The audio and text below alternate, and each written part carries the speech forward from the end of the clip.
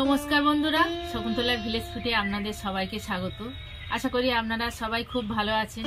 প্রতিদিনের মতো সবকিছু গুছিয়ে নিয়ে আমি আমার রান্নাঘরে রান্না করতে চলে এসেছি।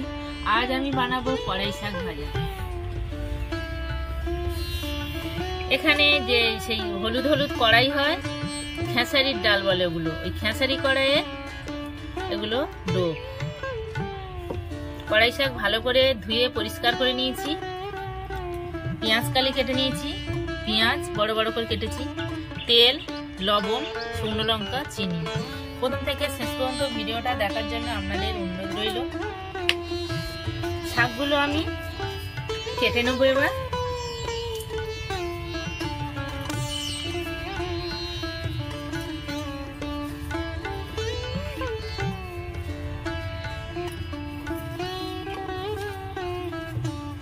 এইভাবে গুছিয়ে নিয়েছি,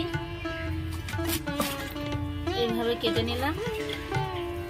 নিয়ে যতটা পারবেন ধুলো ধুলো করে কাটার চেষ্টা করবেন।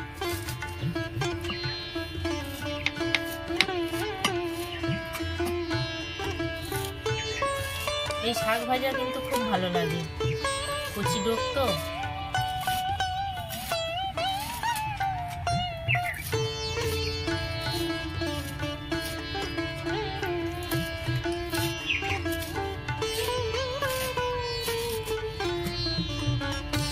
এই শাক ধুয়ে কিন্তু কুটতে হয়, আমি ধুয়ে নিয়েছি। কাটার পরে এরা ধুইলে আর কিছু থাকবে না, সব বার হয়ে চলে যাবে। এইভাবে আমি ছোট ছোট ছোট ছোট করে কেটে নেব।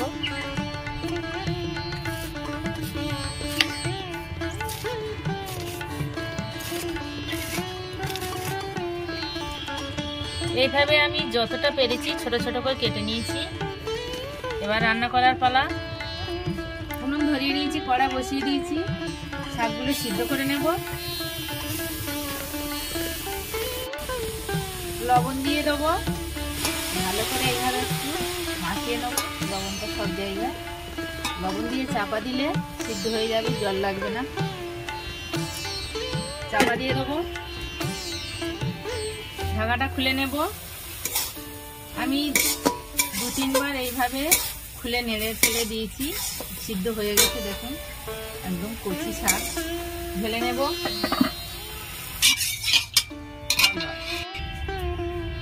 কড়া ধুয়ে আমি পরিষ্কার করে নিয়েছি, গরম হয়ে গেছে। তেল দিয়ে দেবো, লঙ্কাগুলো ভেজে নেব। লঙ্কা ভাজা হয়ে গেছে, তুলে নেব। পেঁয়াজগুলো ভেজে নেব। পেঁয়াজ আমি ফুল ভাজবো না, অর্ধেক ভাজবো। ভাজা হয়ে গেছে, তুলে নেব। কাঁচা কাঁচা থাকবে।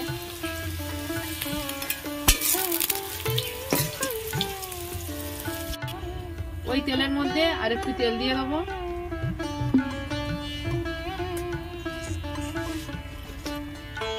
পেঁয়াজ কালিগুলো দিয়ে দেবো।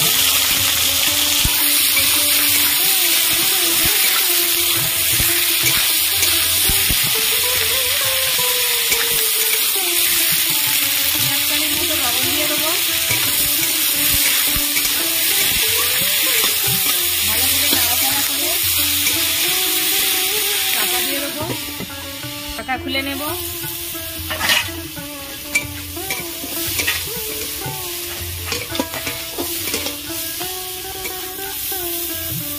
পেঁয়াজ কালি আমি ভাজা ভাজা করে নিয়েছি, সিদ্ধ করে রেখেছিলাম। শাকটা দিয়ে দেবো, কড়াই শাক।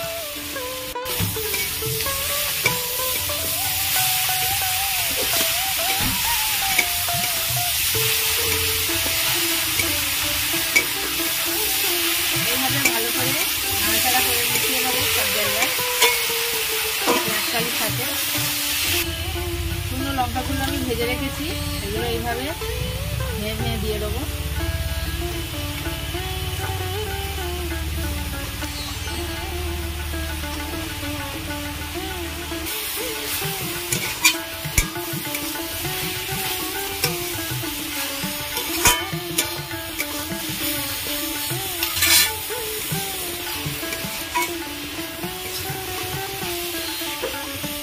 পেঁয়াজ ভেজে রেখেছিলাম, সেগুলো আমি দিয়ে দেবো।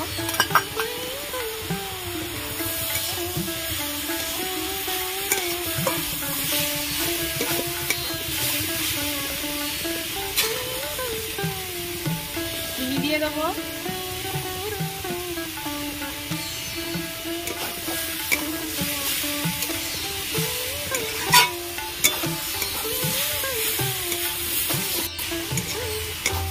কড়াই শাক ভাজা আমার একদম রেডি, নামিয়ে নেব।